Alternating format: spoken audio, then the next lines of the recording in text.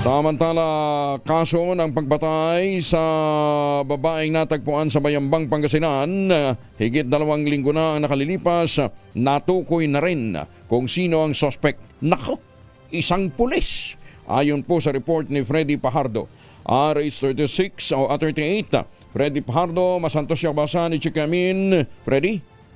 Masantos siya kabasan, Kuyang Angel. Isang pulis sa Taguig City ang naharap sa kasong kriminal matapos matukoy na responsable sa pagpaslang sa biktimang isang nurse na dalaga na tubong Sambuanga at nagtatrabaho sa Taguig City na naganap sa Bayangbang, Pangasinan. Ayon kay Bayangbang Chief of Police Lieutenant Colonel Romel Bagsik, kasalukuyang naka-restrictive custody sa kanyang unit ang suspect na pulis na nakatalaga sa Taguig City na isang 31 anyos na residente ng San Carlos City, Pangasinan. Matapos itong masampahan ng kaukulang kaso, magugunitaw noong July 21, natagpuan ang bangkay ng biktima sa waiting shade sa barangay Bani, Bayangbang nung kasagsagan ng pagbaha dala ng mga bagyo at habagat. Isang basyo ng kalibre 9mm na baril ang natagpuan ng mga investigador sa lugar ng krimen. Pinalalagay na higit 5 oras ng patay ang biktima ng matagpuan. Sa pamamagitan ng masusing investigasyon ng Bayangbang PNP, katuwang ang Taguig City Police na kumpirma na ang basyo ng 9mm na natagpuan sa crime scene ay mula sa issued firearms ng suspect batay sa resulta ng ballistic examination. Napag-alaman pa sa ilang kaibigan ng biktima na inaya umano ng suspect ang dalaga noong July 20 sa Pangasinan para umano makapag-swimming sa dagat at balikan din. Sakay sila ng big bike motorcycle ng suspect. Lalo pang tumibay ang ebidensya matapos makakuha ng CCTV footage na magkaangkas sila sa motorsiklo pagpasok sa Skyway at isa pang CCTV footage ang nakuha sa poblasyon Bayangbang na magkaangkas sila. At ang huling CCTV